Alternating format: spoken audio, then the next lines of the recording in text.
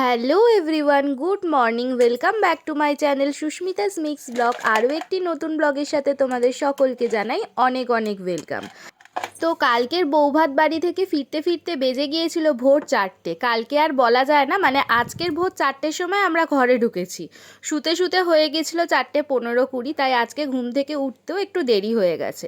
আর আজকে একটা বিশেষ দিন, সেটা হচ্ছে যে আজকে আমাদের অ্যানিভার্সারি, 4র্থতম বিবাহবার্ষিকী। ভেবেছিলাম যে আজকে সকালবেলা একটু পুজো দিতে যাব, কিন্তু সেটা আর হয়ে ওঠেনি।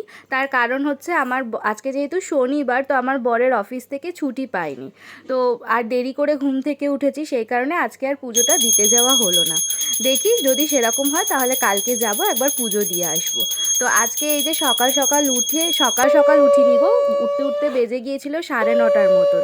আর এখন যে আমি পুজো করছি, এখন 11:45-12টার মতন বাজে। মা ওইদিকে ভাত, বাঁধাকপির তরকারি সব কিছু করে নিয়েছে, শুধু আমাকে বলেছে মুগ ডালটা বসাতে। তো ওইদিকে আমি ঠাকুরকে খেতে দিয়ে এদিকে চলে এসেছি মুগ ডালটা বসানোর জন্য।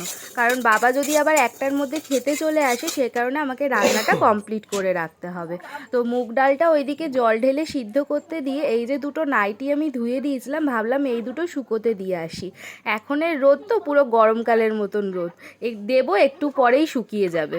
আমাদের বিয়েটা যেহেতু মাঘ মাসে হয়েছিল, তো প্রত্যেক বছরই এই আমাদের অ্যানিভার্সারির সময় বাড়ির পুজো পড়ে, তো যে কারণে অ্যানিভার্সারির দিন ঘরের মধ্যে কিছুই রান্নাবান্না সেরকম করতে পারি না, যেহেতু নিরামিষ চলে সেই কারণে। আর এই বছর তার মধ্যে কদিন যা বিয়েবাড়ি খাওয়া হলো, তাই আর এটা ওটা খেতেও ইচ্ছা করছে না। দুপুরের পরে ব্লগটাকে আর কন্টিনিউ করা হয়নি। এখন 6:30 মতন বাজে, এখন এসেছি আমি এই বাড়িতে। তো আমার সব জিনিসপত্র এই বাড়িতেই রয়ে গেছে। কালকে এখান থেকে সাজগোজ করে গিয়েছিলাম বিয়ে বাড়ি, তো সেই কারণে আর কিছু নিয়ে যাওয়া হয়নি। ওখান থেকে তো ফিরেছি রাত্রির 3:30 সময় বাস থেকে নেমেছি। ঘরে ঢুকতে ঢুকতে বেজে গেছে 4টে। তো এই যে এখন এগুলো সব নিয়ে যাব বলে এসেছি। আর আজকে একদম ব্লগ করতে ইচ্ছা করছে না, কারণ সারা রাত ভালো করে ঘুম হয়নি, ভীষণ ল্যাদ লাগছে। দুপুরেও শুয়ে ঘুমিয়ে পড়েছিলাম, এই 5:30টার সময় ঘুম থেকে উঠে তারপরে এলাম। আর আজকে আমাকে চশমা পরতেই হয়েছে, কদিন ধরে চশমা পরছিলাম না, ভীষণ চোখে ইচিং হচ্ছে, চোখটা একটু মানে প্রবলেম হচ্ছে আর কি।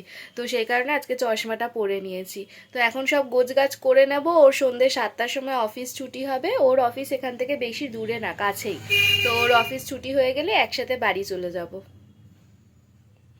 তো এই যে ইনি এসে গেছেন অফিস থেকে, মা ওইদিকে চা করছে।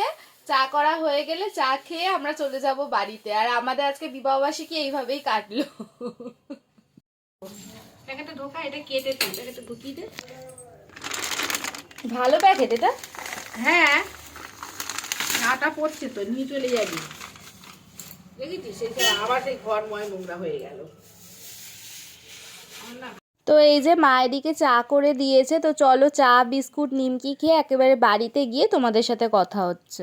বাড়িতে চলে এসেছি বেশ অনেকক্ষণ আগে। এসে একটু আটা মাখলাম। রাত্রিবেলা আজকে রুটি, আলু ভাজা, বাঁধাকপির তরকারি খাওয়া দাওয়া হবে, তো সেই কারণে আটাটা মেখে রাখলাম। আর এখন বাজে হচ্ছে এই 9:15 মতন। তো এখন আর রুটিটা করলাম না, করলে ঠান্ডা হয়ে যাবে। খাওয়ার আগে গরম গরম রুটিটা করে নেব। আর এখন করব কি, কালকে যে ভিডিওটা পোস্ট করব মানে রবিবার, তো সেই ভিডিওটা একটু এডিট করা বাকি রয়েছে, সেটা আমি কমপ্লিট করব। সকালবেলার দিকে না একদম সময় পাই না যে ভিডিও এডিট করে পোস্ট করব, তাই এখন ওটা রেডি করে রাখবো।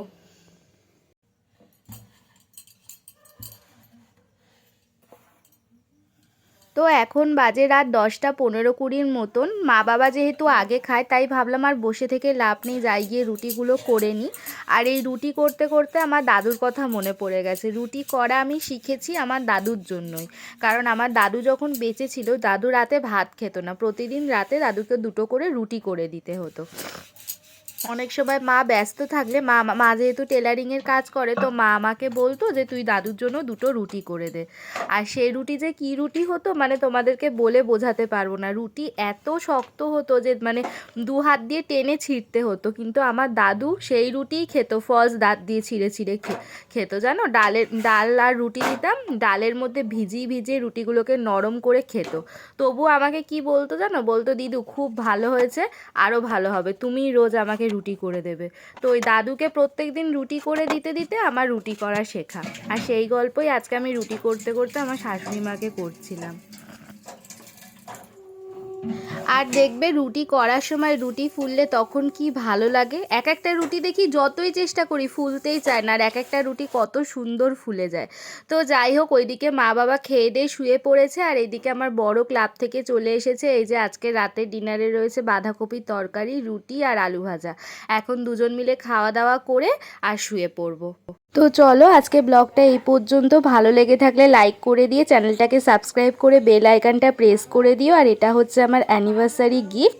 তো চলো, টাটা, গুড নাইট।